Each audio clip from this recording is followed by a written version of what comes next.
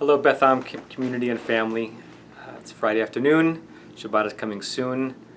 Once again, we'll be in the sanctuary on Shabbat morning as we move into this mode where it's just where services are held and no longer a grand opening feel, but it's still pretty amazing to be in that space in the round filled with light. And I'm looking forward to seeing you, obviously, this week if you're around and in the upcoming weeks in the high holidays. As you may have heard from my video last week, a theme from in our community in the last week got reinforced again. It's funny that this is still a thing, but I had lost my wedding tallis. It was found, and then in the process of that, another member of our team, Dale Schatz, who teaches in our Pressman Academy and is also the father of Rabbi Schatz, told me that he too had lost his wedding tallis in our building 2 years ago. Mine had been missing for 2 weeks, his was missing for 2 years, and to make a long story short, his tallis was found this week on a pile of things that was about to be sent to the Geniza, about to be buried because we figured it was ownerless. So there's a theme in our community this week, and I spoke about this at one of the back to school nights, of things being found and being returned. And it's a lovely connection because it's in Parshat Ki Tetzei, the parsha that we've been living in throughout the week and that we're going to be reading tomorrow, that we have the foundation of the Jewish obligation to return a lost object. There's a mitzvah, there's a command, hashavat avidah, to return something to someone that lost it. It can be an object. In the Torah itself, it's actually an animal. Think of an era in which you would rely so completely on an animal either to help you plow a field or for milk or for sustenance. And the Torah says that if you find an animal straying, it is your obligation to bring it back. And even if that means you have to host the animal in your property until you could find the owner, you still must do it. One of my teachers, Rabbi Daniel Hartman, who is the president of the Shalom Hartman Institute, many of you know I studied there in Jerusalem for many years, he says if you look at the obligations here and pull out a bit, this is the Torah's way of saying and shouting to the Jew, you cannot ignore. You cannot avert your eyes.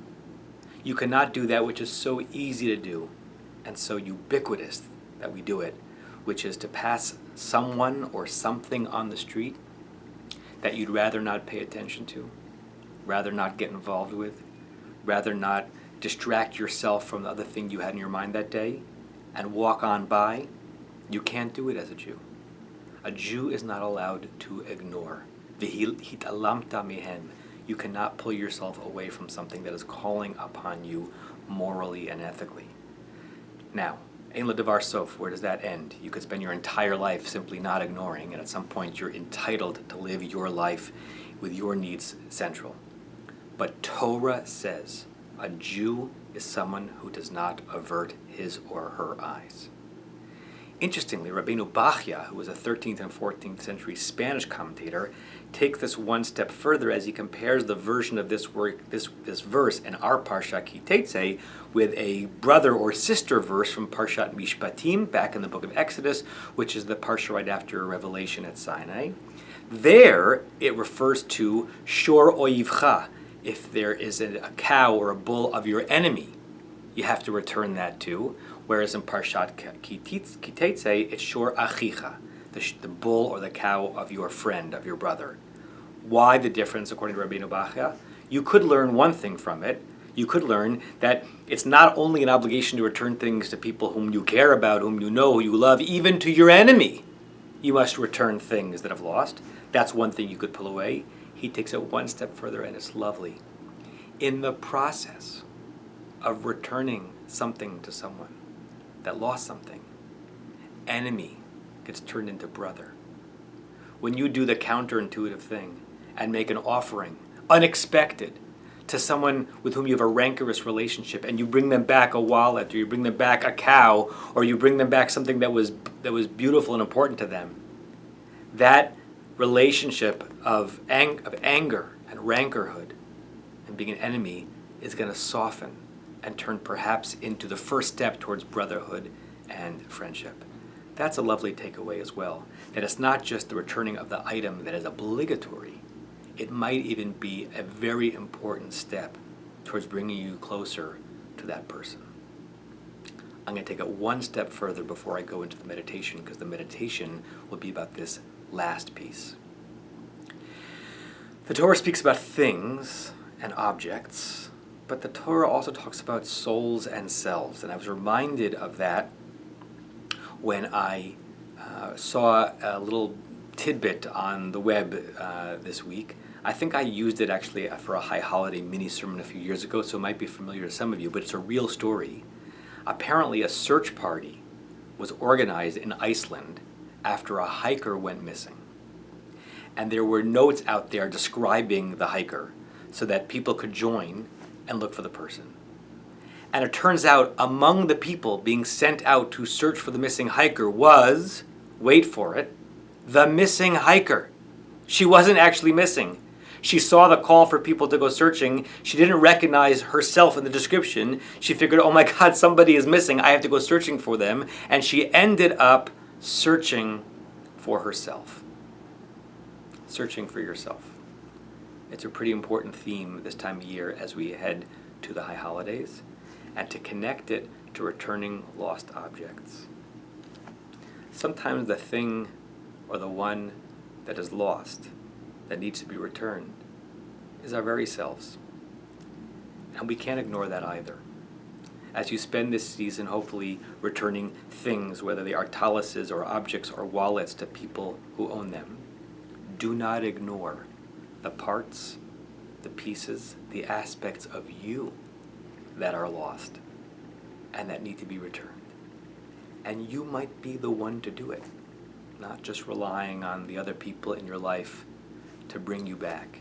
You have power. You have tremendous agency. This is a productive time of year for you as well. And I hope that in the lead up to the high holidays and through Elul and through the blast of the shofar, you find the parts of yourself that have strayed or wandered from the core that you know yourself to be, and they come back and join your whole. And if you do not want to stay for the meditation, I will say to you with a full heart, Shabbat Shalom. And if you're still with me, you know the drill right now if you've heard me do some of these things, but the drill matters. Even when I'm doing a meditation for myself, I tell myself these words in my own head, and I'm always appreciative when someone else is leading, because you need to be drawn into this. So, if you'd like to, you can close your eyes.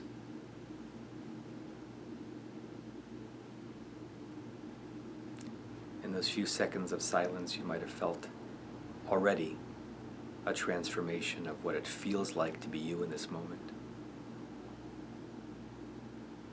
There's something about intentional quietude, not just the absence of noise, and not on the way to sleep, but just intentional, timed quietude that changes the body's feeling of reality. So enjoy that change and observe your body reacquainting itself to the fullness of your soul. You may have your hands softly on your legs, palm down, or they can be palm up in a signal of openness and embrace. Try to be aware of all the points of contact between you and the earth, or that which is holding you up from the earth, a chair or a bench, and your feet on the floor. Try to have everything be slack, except for your spine. Relax your jaw. Relax your forehead. Relax your eyes and your eyebrows. Let your shoulders hang while your elegant spine holds you up. And as you breathe naturally, but aware of your breathing, feeling your breathing, hearing your breathing, experiencing your breathing,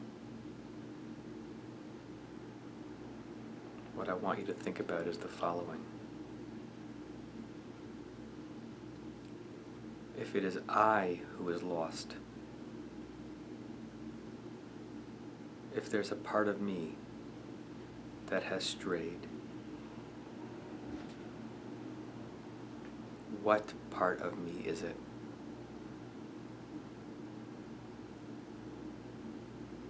And forget about why you may have strayed. There are innumerable things that pull us away from who we are meant to be. Put that aside. The more important question is, what can bring me back?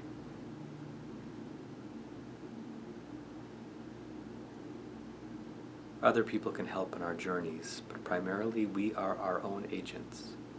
What is my role in bringing back this part of me, this wandering, straying, journeying part of me? What can bring it back to me? What is the Hashavat Aveda, the return of the lost, that I can do for myself, that I must do for myself?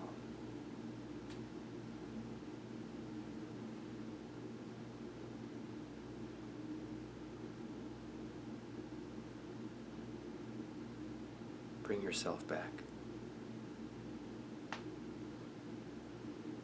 Be your own Hansel and Gretel. Follow the trail, the pathway that you know will bring you home, that you know will bring you shalom.